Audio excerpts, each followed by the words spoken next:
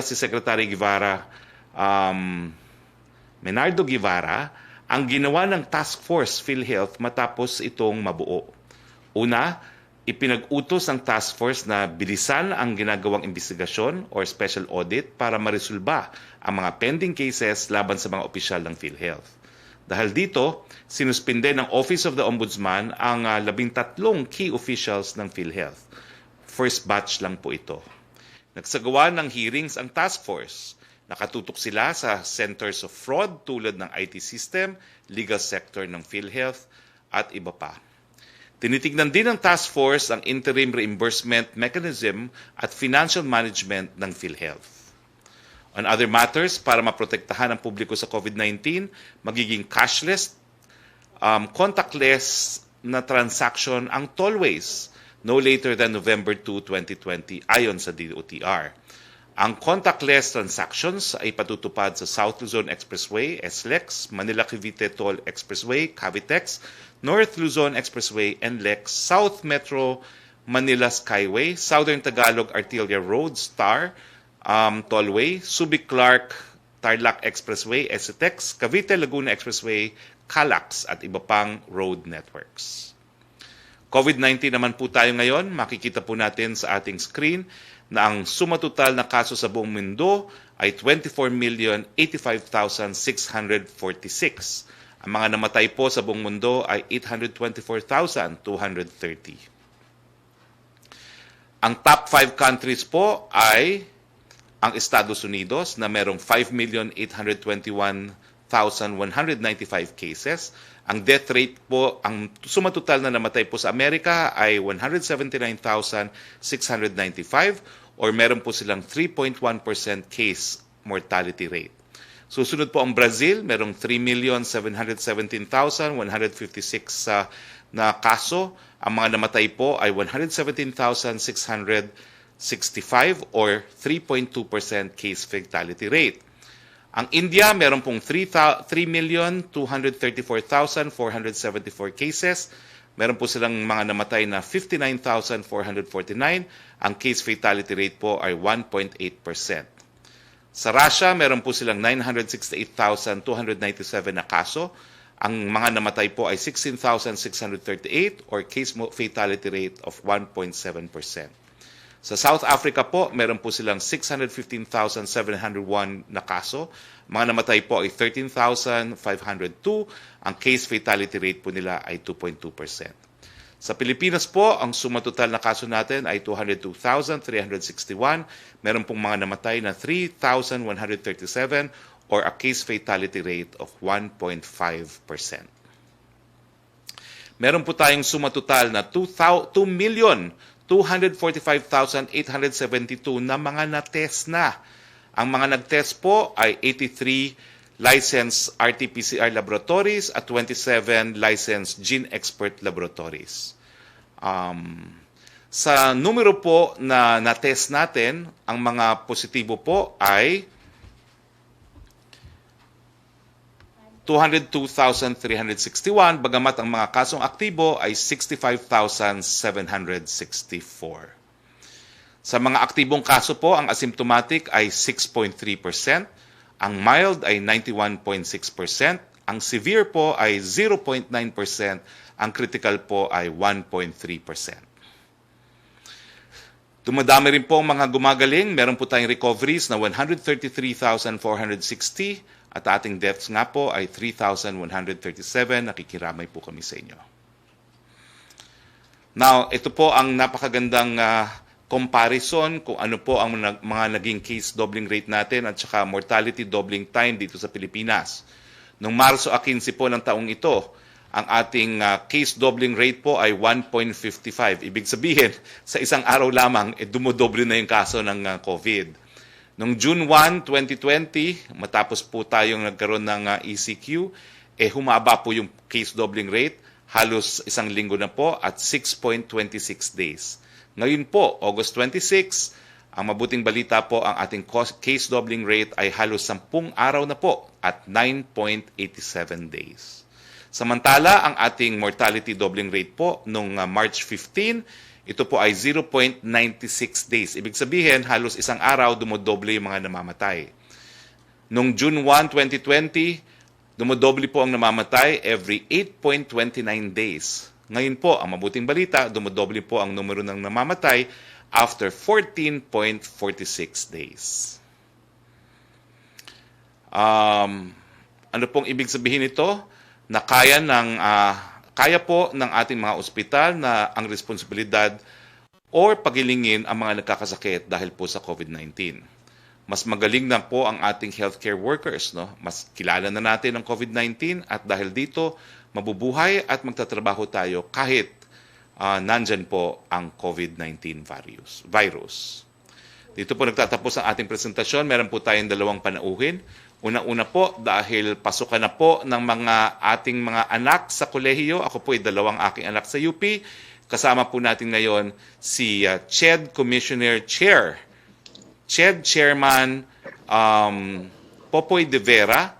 Kasamahan ko po ito sa UP para pag-usapan natin kung paano po ang pagbubukas ng school year 2020-21 sa kolehiyo. Pangalawa po, kasama rin po natin ang NCCA Chair, aking matalik na kaibigan, si Nick Lizaso, para ipalam naman po ang halaga ng kultura at sining sa panahon ng pandemya. Maiba naman po tayo, no? So, Chair De Vera, paano po natin gagawin ngayon ang mga pasok sa kolehiyo? At isa ko pang tanong, no? Ang DepEd po, pinayagang gamitin yung 50% ng mga classrooms. No? Papayagan din ba ho ng CHED na gamitin yung mga state universities and colleges para maging isolation centers? Chair, the floor is yours. Magandang hapon, Secretary Roque. Meron akong ilang PowerPoint na ipapakita para ipaliwanag yung pagbubukas ng mga pamantasan. No? Kung pwede natin simulan yung PowerPoint.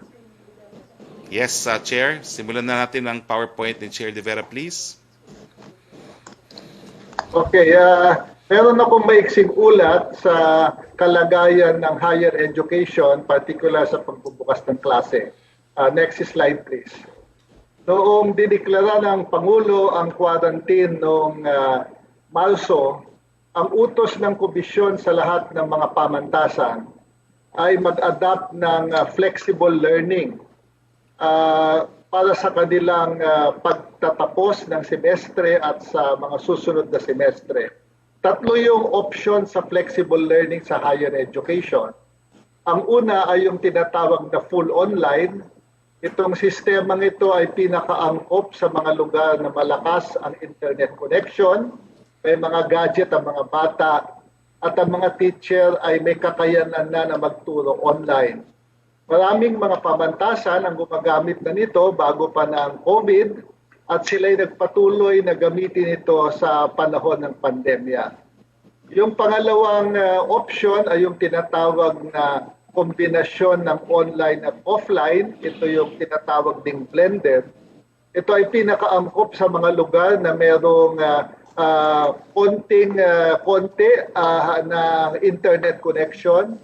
Ang mga bata ay may gadget at ang mga guro ay may kakayanang magturo. Ito ang ginagamit ng karamihan sa ating mga pamantasan.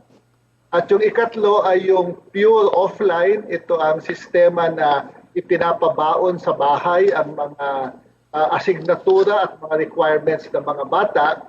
Ito yung paraan na tayo ay nag-a-adjust pa ngayon at marahil ay mangangailangan nito ng konting face-to-face at ito ay gagamitin simula sa January.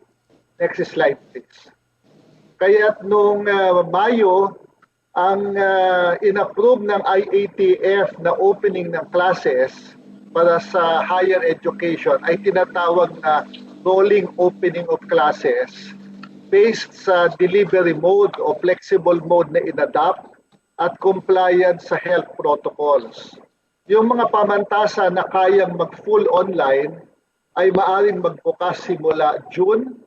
Yung mga pamantasan na gagamit ng kombinasyon ng offline at online o yung blended learning ay pwedeng magbukas ng Agosto. At yung mga hindi kaya ay kailangan magbukas later. Next please. Kaya't mula noong June, from June to July, 20 mga pamantasang pribado na ang nagbukas. Ang marami dito ay gumagamit ng pure online. So about 20 HEIs opened from June to July. Next slide please. Ngayong Agosto, ito ang pinakamaraming bilang ng mga universities na magbubukas ngayong Agosto. At meron ding magbubukas, next slide, ng Oktubre, ng Septembre, at meron hanggang, next slide please, meron hanggang Oktubre. So depende doon sa kakayanan ng mga pamantasan magbukas. Yung desisyon na ilipat yung opening sa mga K-12, hindi ito applicable sa higher ed sa dalawang dahilan. Unang-una, iba-iba kasi ang paraan ng semestre ng mga pamantasan. Meron mga pamantasan na nag-adapt na ng trimester tulad ng Lasal, St. Paul's, PWU. Ang MAPUA ay quarterly na, apat na semestre sa isang taon. Kaya hindi talaga pwedeng pagsabay-sabayin lahat ng mga semester. Kaya ang patakaran ng IATF ay payagan sila depende kung kailan sila handa. So ito yung pagbubukas, no?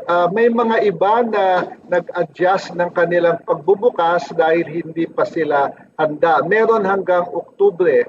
Ang UP ay magbubukas sa September 10 dahil sa kanilang palagay hindi pa sila handang magbukas ng Agosto. Next slide. So sa mga public universities halimbawa, ang pinakamaraming bilang ng mga private universities ay magbubukas ng September. 45% ay magbubukas ng September. Merong mga magbubukas ngayong Agosto, pero meron hanggang Oktubre. Meron magbubukas ng October pa. So, ano pa ang mga ginagawa namin na preparasyon sa pagbubukas? Next slide please. Gumawa ang komisyon ng online portal. Ito yung tinatawag na Philippines Chat Connect. Ito ay website kung saan pwedeng kumuha ang mga faculty at mga estudyante ng mga materyales na gagamitin sa kanilang pag-aaral. Sa ngayon, madami nang gumagamit nito, madami ng laman. Ang mga pamantasan na nag-donate dito sa Philippines Chat Connect ay mga universities dito at sa ibang bansa. Next slide please. Tuloy-tuloy pa rin ang komisyon doon sa kanyang ibang mga initiative. Tuloy-tuloy ang training ng mga teachers, either sa pamamagitan ng mga pamantasan na gumagawa ng kanilang sariling training. May mga pamantasan na pinondohan ng CHED para mag-train ng ibang pamantasan o kanilang mga faculty. At meron ding magagaling, merong 6 na top public and private universities na nakipagtulungan sa CHED ng magbigay ng libreng training program. So tuloy-tuloy ito at ang training program sa teachers ay tuloy-tuloy kahit na nagsimula na yung semestre at hanggang sa susunod na school year. Dahil ang susunod na ite-train natin yung mga teacher ay paano gumawa ng content sa kanilang pagtuturo. Halimbawa, paano i-video ang kanilang mga lecture para imbis na mag-lecture sila via Zoom, pwede nang panoorin ng mga estudyante ang kanilang mga lecture sa kanilang sariling oras. Next slide please. Tuloy-tuloy din yung pagkaugnayan ng SUK at saka LUK para mga quarantine areas. Ito yung tinanong mo kanina, Secretary Roque. Merong 28 mga state universities at colleges na ipinagamit ang kanilang facilities para sa mga local governments bilang quarantine center.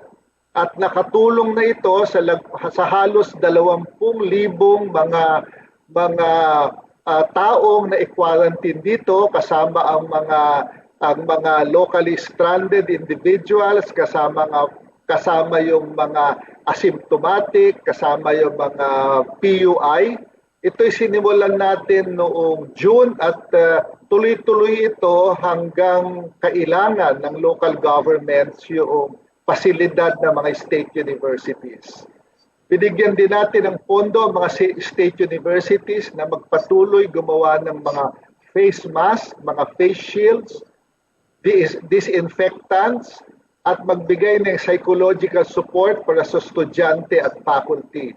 So marami tayong pinondohang mga state university para gumawa nito at patuloy ang ating kooperasyon with DICT para palakasin yung connectivity doon sa mga lugar at mga campuses na mahina pa ang connectivity. Next slide, please. At para siguruhin ang kaligtasan ng ating mga estudyante, sinuspindi na ng Commission lahat ng foreign internship ngayong school year na ito. Dahil hindi tayo sigurado sa kalagayan ng ating mga estudyante pag sila'y pinaalis natin. Hindi natin alam kung yung kanilang pupuntahang mga lugar ay ligtas. At pag nagka-problema sila, nahihirapan tayong ibalik sila sa Pilipinas. So suspended lahat ng foreign internship. Sa medical program, hindi na natin i-require ang NMAT para sa school year na ito, para sa mga papasok ng mga estudyante sa medical school dahil hindi na ibigay ang NMAT sa sapat na oras. At tuloy-tuloy ang ating konsultasyon sa mga SUC, sa mga LUCs at private HEIs doon sa paggawa ng guidelines para sa limited face-to-face classes sa ating low-risk MGCQ areas na plano nating gawin kung kailan ligtas na. Malamang sa second SEM o sa January ito pwedeng gawin, pero hinahanda na natin yung mga pamantasan, pati pagpunta o pagtingin sa kanilang pag-retrofit ng kanilang mga klase. At huli, sa Bayanihan 2 Act, gusto kong i-announce sa lahat na nagbigay ang ating Kongreso ng 3 bilyon para sa Bayanihan 2 para sa pag-develop ng smart campuses para siguruhin ang ating mga universities ay merong connectivity at nagpapasalamat din ang komisyon na nagbigay ng 300 million sa Bayanihan 2 para bigyan ng ayuda ang ating mga part-time teachers and non-teaching personnel na hindi na isama sa ayuda sa Bayanihan 1. So yan ang mga huling mga pangyayari sa higher education, Secretary Roque. Maraming salamat, Chair Popoy de Vera. I hope you can join us for an open forum po with the members of the Malacanang Press Corps. Kasama naman po natin ngayon ang matalik kong kaibigan din, si NCCA Chair Nick Lizaso. Ang tanong, meron ba hong kabuluhan ang kultura at sining sa panahon ng pandemya? Chair Lizaso, the floor is yours. Magandang tanghali po, Secretary Roque. Magandang tanghali sa mga nanonood sa inyong programa. Hari naway tayong lahat ay at 10 ng ating minamahal sa buhay ay nasa ligtas na kalagayan. Kahit po ngayon na nasa gitna tayo ng pandemya, kami po ay nagsusumikap at lalo pang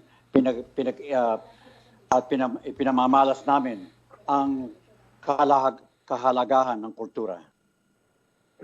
Hindi po kami tumitigil sa paggawa ng iba't ibang paraan para makapagbigay ng inspirasyon, lakas ng loob at kahulugan sa ating mga mamamayan, sa ating mga kababayan, sa kabila ng pagsubok ng ating dinaranas ngayon.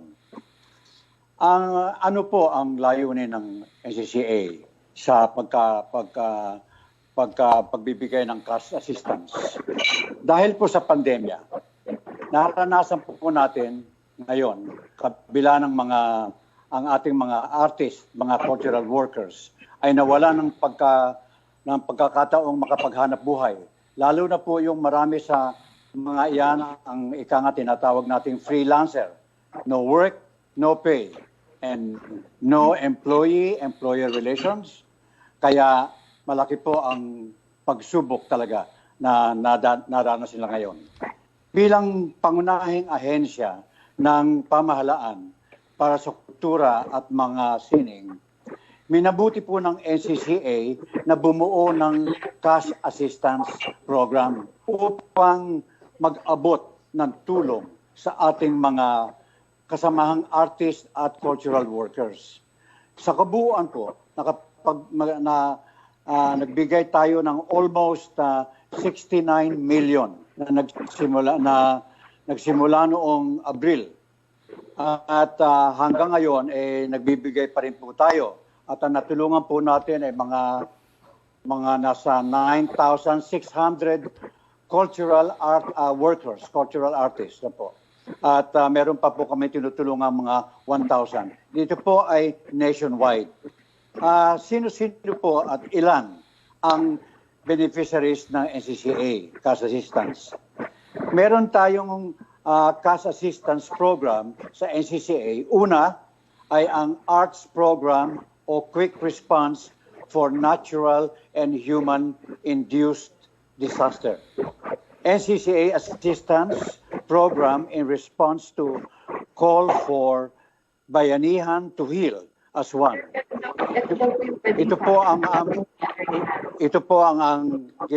mga nabanggit ko po ng mga 9,600 and at tutulungan po natin mga mahigit 10,000. Nagbigay tayo ng mga application form po sa artists at cultural workers na pinasa po ng NCCA upang suriin ang apat na suriin ang subcommittee, ang subcommission, upang malaman natin kung talagang sila ay mga nangangailangan ng tulong. At saka sinusuri din po yan, baka sakaling may duplication. Yan po ay hiningi namin ng permiso sa DBM dahil yan po kinuha po namin ang halagang yan sa mga programang hindi namin magagamit na because of the pandemya. Kaya po yung pinagsama-sama namin, nilikom namin at bago namin binigay sa ating mga kasamang artista, mga kasamang cultural workers, hiningi po namin ito ng permiso sa DBM. Kasi ito po ay galing sa NEPCA or National Endowment Fund. At inaprubahan po naman ito ng ang Malacanang. Meron po tayong 4 na subcommittees. Ito po yung Subcommittee on Arts, Heritage, Cultural, Community, and Traditional Arts, Cultural Education. Bukod po dyan, meron po silang mga 19 sectors na tumutulong sa kanila. Sectors on music, on dramatic arts, on visual arts, on archives, gallery, historical research, libraries, monuments, and sites. At museum po. At the cultural committees from the northern, central, and southern cultural education, language and translation, and communication. Cultural workers and artists displaced and in dire need because of the pandemic. Ano po ba ang sabi nga, ang mga proyekto na ginagawa namin ngayon? Ang lahat po ng aming proyekto ngayon ay tinatawag nating digital. Nasa digital platform na. Kami po, meron po kaming 4 na subcommittee na sa kasalukuyan ay nagpaplano ng iba't ibang at bumubuo ng iba't ibang programa na makakatulong sa tao na sa new normal. Meron po tayong mga webinar, mga online contest, mga makabuluhang leksyon na ginagamit po sa elementary, mga online show na padayon, na ibig sabihin moving on, the NCCA Hour. At ano po ang pwede nilang makita sa padayon, dito po namin binubuo itong padayon upang may abangang araw-araw tuwing 3:00 ng hapon. Pinapanood po ito ng mga bata. Meron po itong mga educational and informative. At pangalawa ay meron po kami mga yung tinatawag naming sining saya. Ito po naman ay yung entertainment part. at meron po namang mga interview ng ating mga national artist at mga guro sa pagtuturo ng kultura. Yun po, Secretary. Maraming Roque. salamat, Chair Lizaso. Simulan na po natin ang ating open forum. Chair, if you can also join us, just in case meron pong tanong ang ating mga kasama dito sa Malacanang Press Corps. Yusek Roque, please, for the first questions, please. Okay, good afternoon, Secretary, at sa ating mga bisita po. Secretary, unang tanong galing po kay Francis Wakefield ng Daily Tribune. Ito po tanong niya, may we get a comment from the palace regarding daw po the statement made by Joma Sison that based on the expert opinion from a doctor who knows the current medical problem of President Duterte, he said the president's Barrett's esophagus has worsened and is close to esophageal cancer stage 1. Hindi ko po kinukomentuhan ang mga salita ng terorista. Second question po niya, may action na ba ang President sa paghahain ni PhilHealth President and CEO Ricardo Morales ng resignation? Ano rin ang reaction dito? May pangalan na ba siyang binigay kung sino daw po ang papalit? Tinanggap na po ang resignation ni General Morales. Wala pa pong kapalit. Joyce Balancho of DCMM, please. Yes, good morning po. Good afternoon po, Secretary Roque. Additional question lang po dun sa PhilHealth po, no, a resignation ni General Morales. So, how does the President feel about the resignation of PhilHealth President Morales? And I believe may OAC na nga po na pinili. In the meantime, meron po bang timeline si President Duterte? When is he going to name the next PhilHealth chief? Well, the President has always been of the opinion that health should come first. Kaya nga po, he is hoping that the resignation of General Morales will lead to the recovery of General Morales from his current ailment. No? Kinakailangan na magpagaling po si General Morales at ang sa tingin naman ng Presidente, makakabuti naman sa kanya itong desisyon na mag-resign na muna nang makapag-concentrate siya sa kanyang kalusugan. No? Wala naman pong timeline kung kailan po magtatalaga ng kapalit si Presidente. Pero kinakailangan po ang talagang iuupo dyan ay walang bahid ng korupsyon, meron pong managerial skills, meron pong kakayahan sa larangan mismo ng insurance at saka ng health service. No? Dahil lang ating PhilHealth naman po, hindi lang yan insurance company, yan po ay magpapatupad ng universal healthcare. So kinakailangan po meron din siyang background sa community health and public health. Yes po. Your next question, please. Ay, okay po. My next question, would you confirm po na bigyan po ng bagong assignment si Environment Secretary Roy Cimatu para tutukan naman po ang Bacolod City? This is after his assignment sa Cebu City. Ano po ang specific instructions of the President kay Secretary Cimatu? I'll have to clarify if it is an official assignment given to Secretary Cimatu by the President. Ang alam ko po, he will help in Bacolod, but let me clarify if this was a presidential directive. Last na lang po for me, Secretary. You said in an interview yesterday that the President is considering imposition of martial law in Sulu after po nitong twin blast sa Hulo, Sulu. Some senators are saying that it's no longer needed because we already have the anti-terrorism law. But si SFA, si Foreign Affairs Secretary Locsin, said in his tweet that it is needed to prevent another attack. So what are the President's thoughts on this? And meron din po ba siyang timeline as to when he will decide if imposition of martial law is still needed? Gaya ng sinabi ko po kahapon, no? Lahat naman po ng rekomendasyon ay kinikonsidera ng ating Pangulo. Nagbigay po ng rekomendasyon ang hepe ng Army na magdeklara ng martial law. At ganito rin po ang rekomendasyon ng PNP, no, na si General Gamboa. So kinikonsidera po yan ng Presidente. Pero iba naman po ang rekomendasyon ni Defense Secretary Lorenzana. Ang sabi ni Secretary Lorenzana, gaya ng sinabi ng mga senador, sapat na yung anti-terror law natin ngayon, no, para gamitin dyan sa Sulu. So abangan na lang na po natin kung anong desisyon, pero dalawa pong alternatibo o tatlo, no? As is, martial law or yung anti-terror law. Wala naman pong ibang dapat gawin pa kung anti-terror law dahil yan naman po ay naging batas na at pinatutupad na po natin. Thank you, Secretary. Thank you, Joyce. Back to you, Sec. Roque. Yes, Secretary, tanong mula kay Salarina Monte of Manila Shimbun. Ito po tanong niya, U.S. State Secretary Pompeo said, U.S. has begun imposing visa restrictions on China.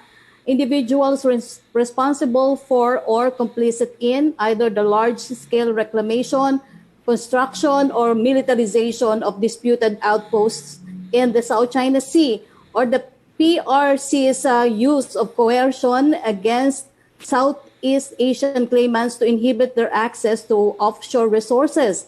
He said the U.S. will act until it sees Beijing discontinue its coercive behavior in the South China Sea and will continue to stand with allies and partners in resisting China's destabilizing activity. How does the palace view this?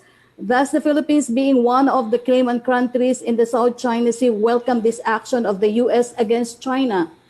Alam niyo po yan, desisyon kung sinong papapasukin sa teritoryo ng isang bansa ay desisyon po yan ng isang soberanyang bansa. So rinirespeto po natin yung desisyon na yan at hindi na po kinakailangan komentuhan. Punta naman tayo kay Trish Terada of CNN Philippines, please.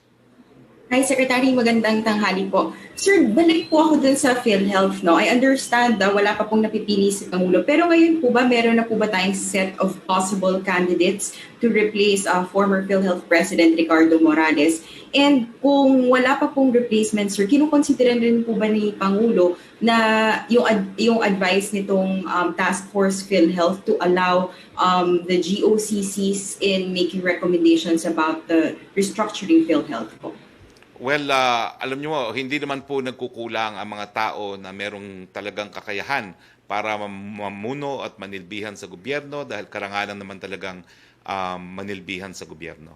So masasabi ko lang po, wala pong kakulangan pagdating dun sa mga nais magsilbi, pero syempre pinipili po ni Pangulo kung sino yung meron talagang kwalifikasyon para maibangon muli ang PhilHealth. Kumbaga, dahil inaamin naman ni Presidente na talagang PhilHealth needs his personal attention. Ang sabi nga niya, yung natitirang 2 taon niya, igugugol niya dyan sa paglilinis ng PhilHealth. So kinakailangan, ang ma-appoint niya dyan, maging kabalikat niya sa pagbabalik tiwala ng taong bayan sa PhilHealth, paglilinis ng PhilHealth, na magkaroon po ng katuparan yung ating isinulong na universal healthcare at magkaroon po ng katuparan ang libreng paggamot at gamot para sa lahat ng Pilipino. Pero sir, ngayon po wala pa pong mga candidates.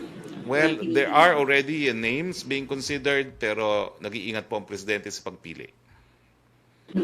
Secretary, doon naman po sa address recently ni President Duterte and Vice President Leni Robredo, many have been comparing, sir, yung content ng naging talumpati ng Pangulo at ng Vice Presidente. Some of the things that we read online say, yung speech daw po ni Vice President Robredo was just 20 minutes tackling all the important aspects in COVID response. Some say, or some see this better as concrete plans, no nonsense. A stark comparison daw po sa address ng Pangulo na wala raw pong makitang plano yung iba at others describe it as usapang lasing. What's your reaction to this? And do you think, sir, na ito pong estilo ng Pangulo is still working, especially in this time that we're facing a crisis? Trish, napakahirap magkomento sa bagay na nakita lang natin sa social media. Kasi hindi po basihan talaga yan kung sino talaga ang pinaniwalaan ng taong bayan. Lalong-lalo na random comments lang naman yan sa internet. No? Pero sa akin po, ang plano po ng Pangulo sa COVID-19, ilang buwan na po tayo sa COVID-19, pinatutupad lang po natin yung plano ng Pangulo. Kaya nga po ngayon, pinapakita natin kung nasa ng Pilipinas relative to the whole world. Yung iniudulo ng napakadaming Pilipino, Estados Unidos, pinakamaraming kaso na COVID, pinakamaraming mga namamatay. So sa tingin ko po, dahil 1.5 lang ang ating mortality rate, kung wala tayong plano, napakadami po sigurong namatay na sa ating bayan. No? Pero dahil nga po nagkakaroon ngayon ng implementasyon ng plano sa mula't mula, nalilimita po natin ang mga nababawian sa buhay. Trish, let's talk again kapag nagkaroon po ng survey na kinukumpira ang Presidente at ang VP natin, si VP Robredo. Dahil sa ngayon po, wala pang survey na naunahan na ni VP Robredo ang ating Pangulo. Tingin ko po, mas mabuting batayan yan kaysa yung kakaunti na nakasulat po sa internet, lalong-lalo na alam natin, marami naman trolls. Secretary, dun po sa naging talumpati ni Vice President Leni Robredo, isa sa mga most quoted at nabanggit niya, yung, let me just quote that part din, nasa atin ang sisi pag namamatay, para bang iniwan na lang tayo intindihin ng isa't isa at parang walang namumuno. Sir, may we know Malacanang's reaction to this? And at the same time, isegue ko na rin, so we're nearing August 31. How would you assess the implementation of the recent GCQ following po itong ating MECQ ng nakaraan? Well, unang-una po, I beg to disagree. Seriously disagree with the Vice President. Tignan po natin ang napakababang mortality rate na sinasabi ko na. Tignan po natin yung mga karagdagang capacity na binuo natin para nga po mabigyan ng kinakaulang atensyon yung mga magkakasakit, no? Nakikita naman po natin na karamihan ng mga nagkakasakit ay asymptomatic o di naman kaya mild. So ang pinaghahandaan po natin yung mga magkakasakit ng severe at critical. At kaya nga po, nung kailan lang, nag-inaugurate tayo ng karagdagang 250 exclusive COVID beds sa East Avenue. Magkakaroon pa po tayo ng additional beds sa Quirino, sa Quezon Institute, at saka sa PGH. At meron na po tayo sa linggong ito, additional 250 isolation beds na binigay po ng Razon Group dyan po sa Nayong Pilipino. No? So, hindi po totoo na hindi sapat ang ating response. No? Siguro, madali po magpula dahil hindi tayo nasa gitna ng pandemya at hindi tayong inaasahang gumalaw. So napakadali talaga na ikay magpula, no? Pero ang presidente, hindi naman po pinupulaan si VP Leni. Kinilala niya yung mga tulong na ginawa ni VP Leni, no? Ang pakiusap lang ng presidente, magkaisa po sa panahon ng pandemya, isang tabi muna ang politika, matagal-tagal pa po yan. Marami pang mangyayari mula ngayon hanggang 2022. Tulungan muna natin ang ating taong bayan. Salamat po, Secretary. Thank you, Trish. Balik tayo kay Yusek Roque, please. Secretary, tanong mula kay Chris Jose ng Remate Online. Sinabi po ni DILG Undersecretary Epimaco Densing na kilala ni Pangulong Duterte ang ilang mga miyembro ng Mayor Rodrigo Roa Duterte National Executive Coordinating Committee, ang Pro-Duterte Group na nagsusulong para sa Revolutionary Government o RevGov. Ang chairman umano ng grupo ay si dating TESDA Chief Jean Mamundyong, na kilala umano ni Pangulong Duterte, habang ang ibang miyembro po ng MRRD NECC ay nasa gabinete raw. Posible ba na magkaroon ng dialogo ang nasabing grupo at si Pangulong Duterte para personal na sabihin ng Pangulo sa mga ito na tigilan na ang pagsusulong ng RevGov? Nagawa na po yan ng Presidente, inanunsyo na niya sa buong bayan. Wala siyang pakialam sa RevGov at nakatutok siya ngayon sa problema ng COVID. So hindi na po kinakailangan sabihin kahit sino pa. At ako naman po, nung kahapon sa aking mga interviews din, sinabi ko naman po ang MRRD, kinikilala po talaga yan ng Presidente na tumulong sa kanyang kampanya. At meron talaga siya mga kakilala dyan sa MRRD. Pero yung mga lumulutang na mga tao behind RevGov ngayon, iba po yan dun sa mga taong tinutukoy nyo ngayon sa inyong tanong. No? So, malinaw na malinaw po ang sinabi ng Presidente, wala siyang kinalaman dyan sa RevGov. Sapat na po yan. Kung merong mga miyembro ng kabinete na nagsusulong ng RevGov, narinig na po nila ang sinabi ng Presidente, hindi niya gusto yung RevGov, wala siyang pakialam dyan. Sapat na po yan para malaman ng mga miyembro ng gabinete at mga supporters niya kung ano ang paninindigan ng ating Presidente. Ang second question niya, kung si DFA Secretary Locsin ay inilarawan ng panawagan ng grupo ng mga taga-suporta ni Pangulong Duterte para sa RevGov bilang insanity sa panig ng Malacanang, ano ang paglalarawan ninyo sa kanilang hakbang? Ay malinaw na po ang sinabi ni Presidente, hindi siya naniniwala na kinakailangan ng RevGov dahil nga po siya ay isang constitutional government. Pananaw naman po ni Secretary Locsin yung nasabi niya at dapat respetuhin din ng taong bayan.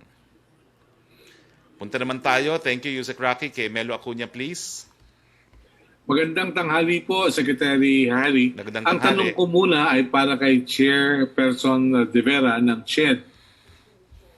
Sapagkat magsisimulan ang klase sa mga kolehiyo, ano po kaya ang impormasyon ng Commission on Higher Education sa mga paaralang napipintong magsara papaano po kaya ang mga estudyante matatanggap po kaya ng state universities and colleges ang mga ito?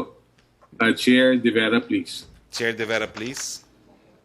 Yung mga pamantasan o yung mga universities na lumapit sa regional office ng CHED at nagtatanong kung ano ang mangyayari pag sila'y magsasara.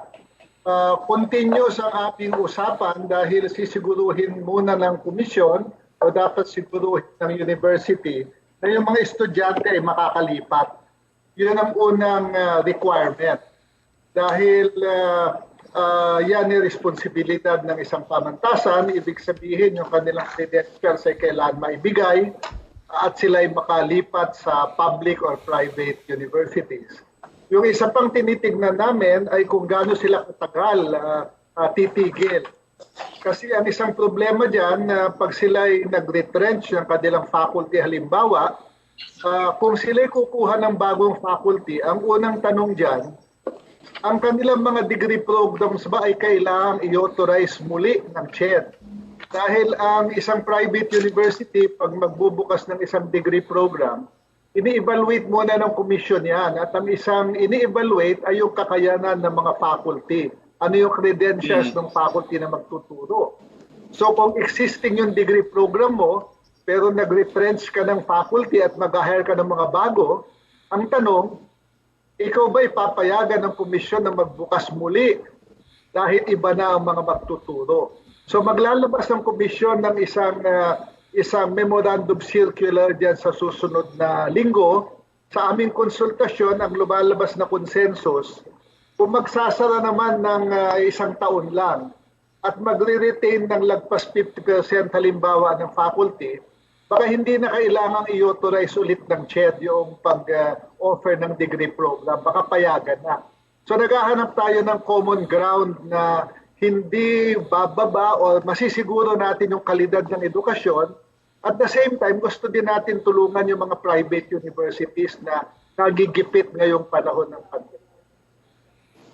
Meron po kaya nakalaang programa ang CHED para mabigyan ng alalay o matulungan ang mga private institutions na financially incapable of continuing their operations? Wala kasing mandato ang komisyon na gawin yan. Under the CHED law, hindi mandato o hindi kapangyarihan ng CHED na asistihan yung mga universities pag ang pinag-uusapan yung kanilang operations. Ang tulong na naibibigay namin sa mga private schools ay tulungan halimbawa ang kanilang mga guro sa kanilang scholarship program, sa graduate school, tulungan ang kanilang mga estudyante. Pero yung operations ng isang private university, hindi po pwedeng gawin ng commission yan dahil hindi siya legally mandated to do that. So ang isang gagawin ng commission, yung aming mga existing scholarship program sa graduate school, ang pwedeng gawin ay i-prioritize yung mga mawawalan ng trabaho ng mga faculty. Para kung magkaka-rehiring after some time, at least mas maganda ang kanilang credentials. Yan ay pwede naming tulungan yung displaced faculty ng mga private universities. Opo. Salamat po, Chair. Secretary Harry Roque, para po sa inyo ang aking pangatlong tanong. Mainitan po ang palitan ng mga pananalita ng Estados Unidos at ng China.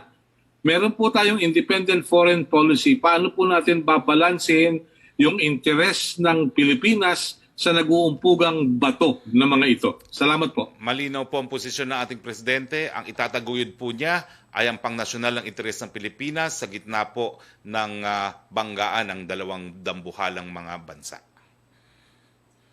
Salamat po. Salamat po. Thank you, Melo. Back to you, Sec. Roque, please. Secretary Roque, tanong po mula kay Eileen Taliping ng Abante Tonight. May dapat bang panagutan ng isang ospital na naglabas ng maling resulta ng swab test sa isang namatay na pasyente? Negative ang result, subalit pagkatapos daw po ng 12 hours, sinabing positive pala ang result at sinabing typo error. Na-expose na po ang pamilya at ilang kamag-anak sa nasawing pasyente at nagsorry lang daw po ang hospital staff sa inilabas na maling resulta. Nako, napakahirap po magbigay ng legal advice sa isang presidential briefing, no? Pero meron po tayong batas, law on torts and damages. Kapag meron pong danyos na nangyari sa isang gawain ng isang tao o institusyon at merong danyos, kinakailangan magbayad ng danyos. Yun lang po. Ang second po, question po mula kay Joseph Ramos of Manila Times para po kay kay Chairman De Vera.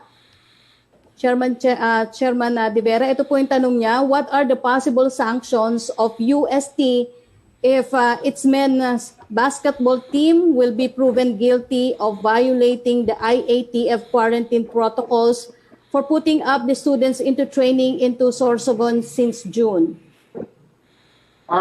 Ibigay ko muna siguro yung konteksto ng latest dito. No?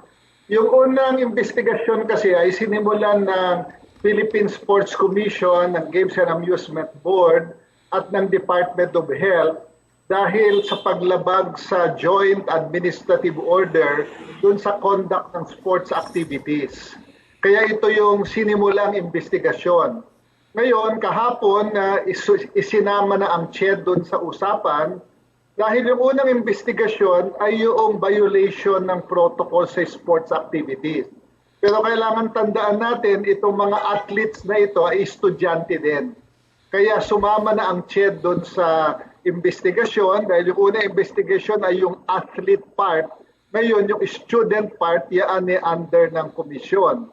At ang usapan namin kahapon ay hihintayin ang official report ng UST at kami magmi-meeting ulit sa isang linggo para tignan kung ano yung report. Kasi sa bahagi ng CHED, ang aming concern ay pag-violate ng IATF regulations doon sa dahil mga bata ito at age group wise hindi sila dapat lumalabas ng bahay. At yung CHED advisories na inisyo namin simula Marso, dahil malinaw doon sa CHED advisories na nakabatay din sa IATF decisions, na ang dapat siguruhin ng mga pamantasan ay ligtas ang kanilang mga estudyante. At kung maaari ay sila ay nasa bahay. Kaya tinutusan na natin ang mga pamantasan na pabalikin na halimbawa as early as March, yung mga nag-OJT, yung mga nag-internship, bawiin na. Yung mga internship abroad, bawiin na. Lahat ito ay para sa safety ng mga bata at sinasabihan natin ang mga pamantasan na huwag ipadadala ang mga bata sa mga lugar na hindi ligtas. So ang gustong makita ng komisyon dito ay kaninong desisyon ba ito? Kasi ang accountable officials as far as CHED is concerned ay yung mga namumuno ng pamantasan. Kaya hihintayin namin ang report ng UST at titignan namin sa investigasyon ng UST sino ba ang nag-authorize nito. Ito ba ay sanction ng pamantasan? Ito ba ay ginawa ng isang opisyal ng pamantasan? Ito ba ay ginawa na walang pahintulot ng pamantasan? Yan ang mga unang kailangang tignan. At siguro next week, magmi-meeting kami kung hindi ako nagkakamali, Miyerkules yata Martes yata next week. Yung susunod na hakbang ay depende doon sa laman noong internal investigation ng UST. Opo, ang second question niya, Sir Chair, will still CHED hand out a different separate sanction even if UST administration sanctions the people involved? Depende din kung saan ba ang pagkakamali. Kasi kung ang pagkakamali ay sanction ng eskwelahan, yung ang responsible official na pwedeng parusahan ng komisyon ay yung mga namumuno ng eskwelahan. Pero kung ang pagkakamali dyan ay internal dun sa eskwelahan, ang pwede ang mag-sanction na dyan ay yung eskwelahan mismo. So depende talaga kung ano ang totoong nangyari. Hindi pa natin alam yan ngayon, kaya mahirap magsabi kung sino at kung anong sanction ang pwedeng ibigay. Pero meron tayong mga batas tulad ng batas pambansa 232, merong penal sanctions sa mga pamantasan na ang kanilang mga opisyal ay hindi sumusunod sa mga dapat gawin. Yan pag-aaralan natin kung applicable sa UST.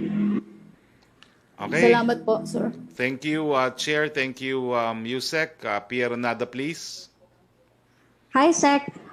Sec, first question. What does the President think of Vice President Robredo's suggestion that 10 million poor families be given 5,000 every month for 4 months? So that's 200 billion pesos and more than the entire budget for Bayanihan 2. Kung po pwede po, bibigyan lahat, no? Pero wala nga po tayong sapat na pondo para dyan. Pati po yung ating Bayanihan 2 ay limited to 165. Meron din pong provision na ayuda doon, no?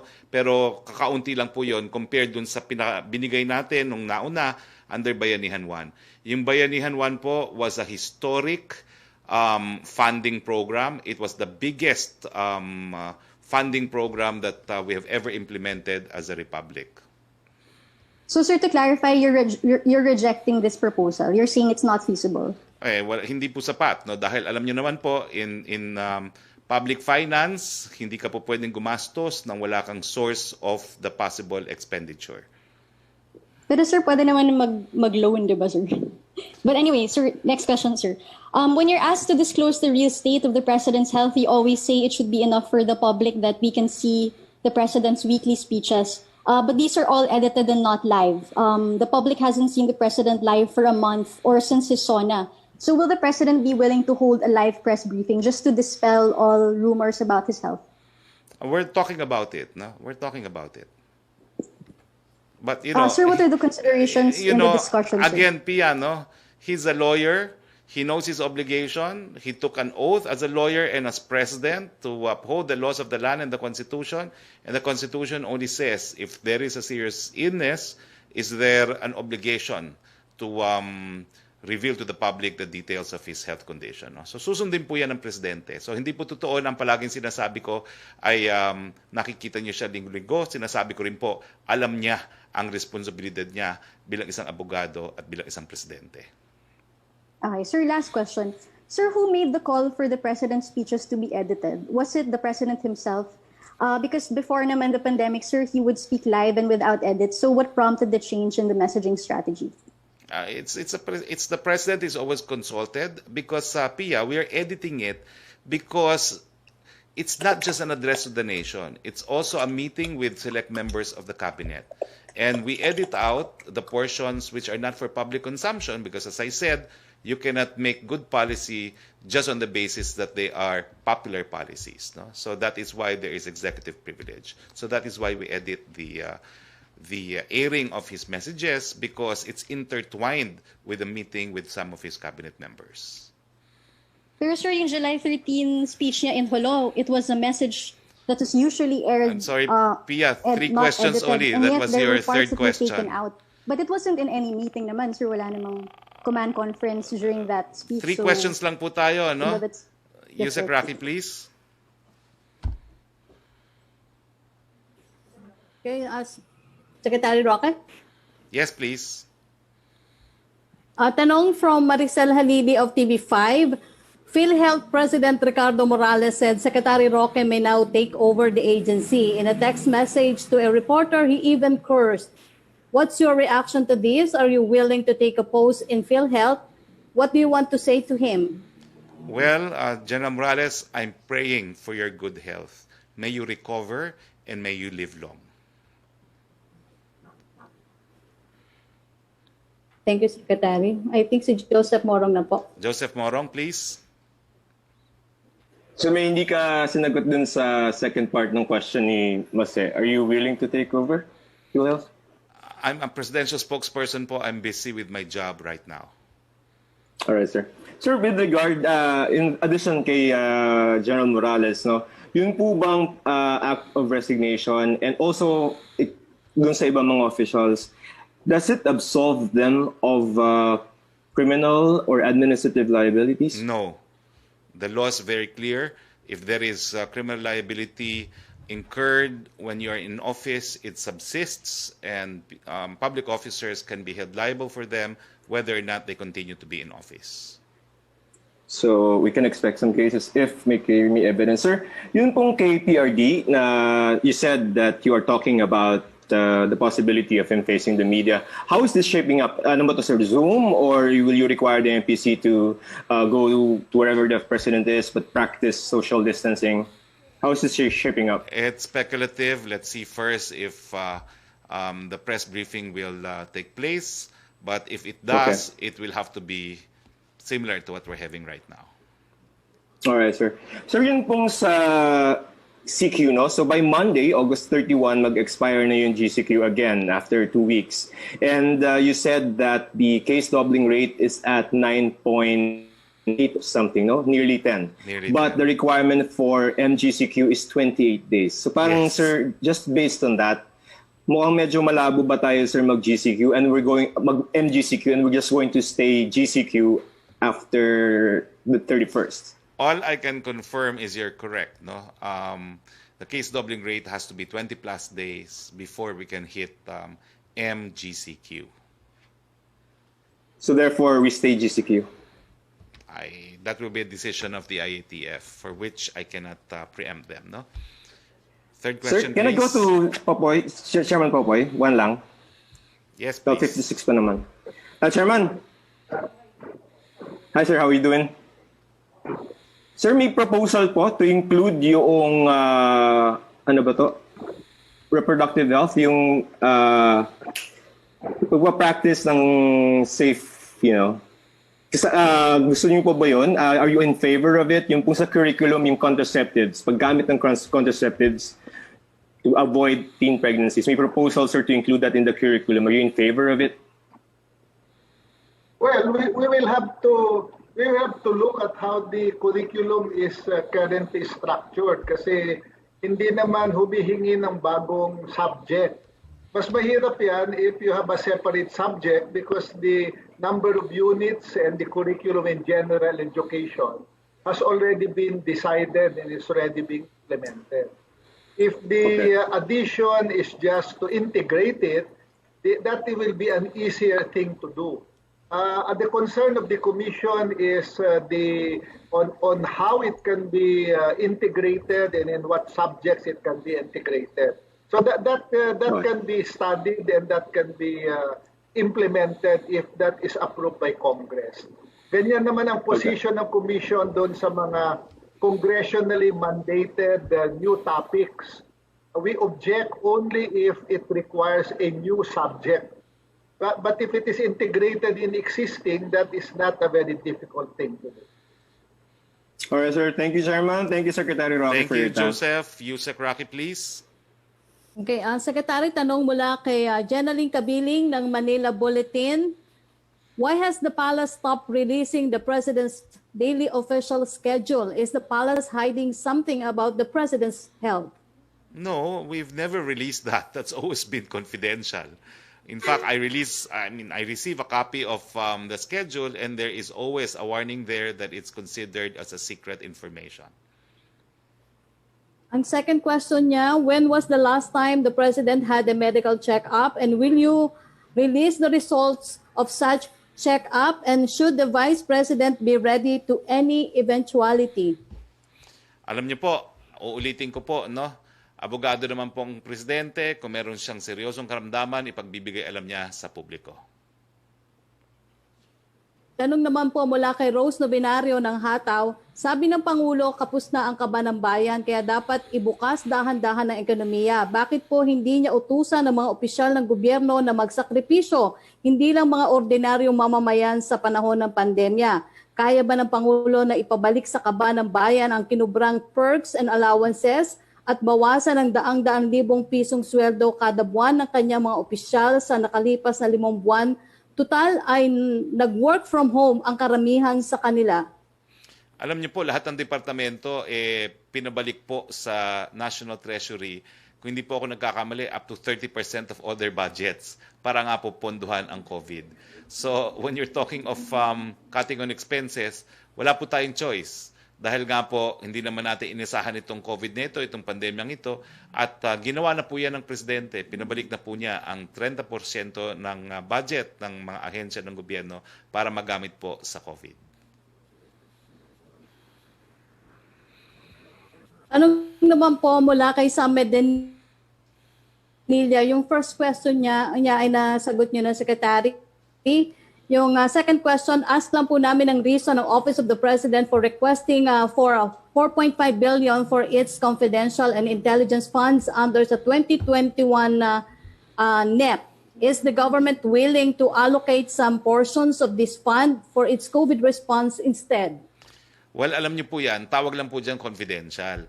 Pero ito yung pondo na po pwedeng gastusin ng Pangulo kapag meron pong pangangailangan. At marami na po siyang nagasto sa kanyang confidential fund para sa COVID, para sa mga namatay na sundalo, para sa mga namatay dahil sa COVID. At ang kagandahan po ng confidential fund kasi whether or not it's included in a line item, po pwedeng gastusin po yun ng Presidente, but it is still subject to audit. Okay? Meron pa? May tanong pa? Yusek? Yusek? Okay, meron naman po tayong 4 na tanong sa update. Ang Malacanang regarding po sa action ng LGU sa Opo, Secretary, opo. Ang third question niya. Go ahead. Ang third question niya kung meron na kaya update po ang Malacanang regarding sa action ng LGU sa pending permits for the construction of telecommunication towers. Sang-ayon po sa DILG at chinek po natin to, sang-ayon dun sa pangako natin, parehong numero pa rin po ang mga nakabinbin at binabantayan pa rin po ng DILG. Meron na lamang pong 4 na tanong, Secretary. Ang susunod na tanong mula po kay Tina Panganiban Perez ng GMA News para daw po kay Chair De Vera. Ano po ang posisyon ng CHED sa Senate Bill number 1334 which seeks to include birth control use in school curriculum. Already answered. I think nasagot na po ni CHED Chair. Next ang question. susunod po next question po. Ang susunod na tanong mula kay Jaiwa Bernardo of ABS-CBN News Online para po kay Chairman De Vera. How has the use of SUCs as quarantine facilities affected the operations of the school? Are school personnel still allowed to go inside?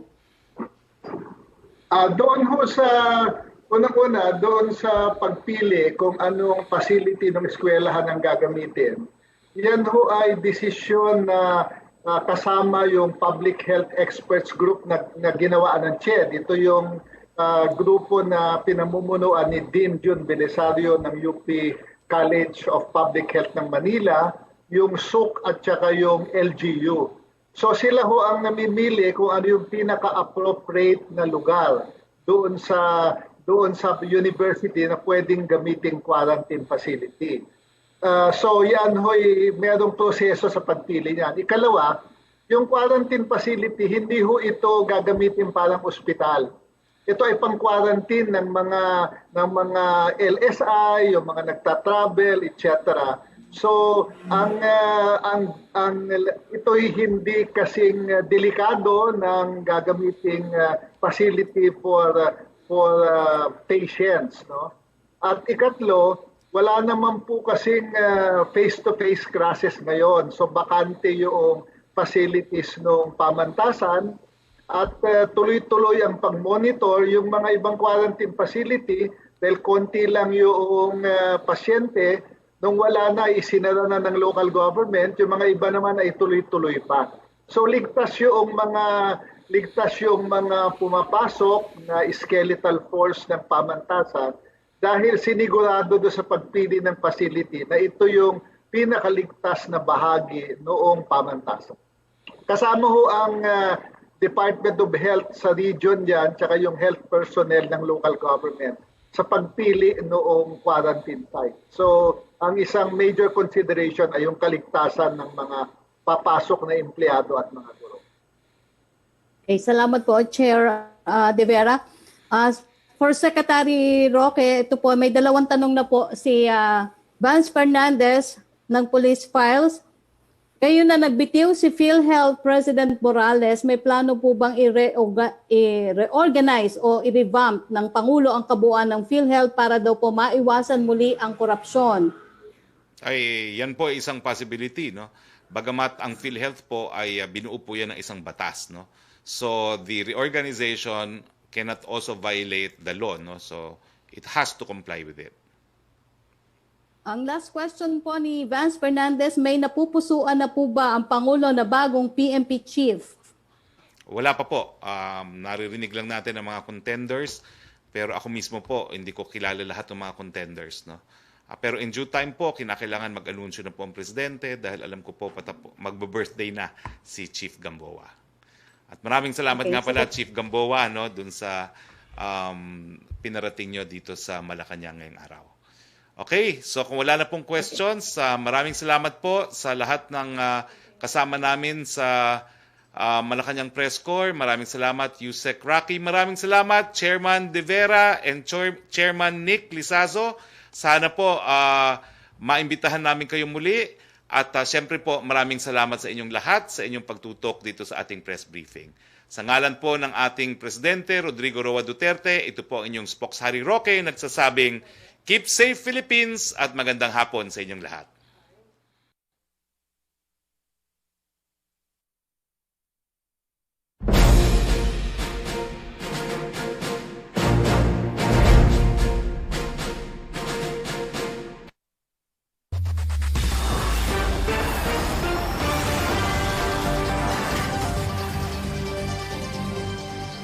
Narito na ang PTV Balita Ngayon.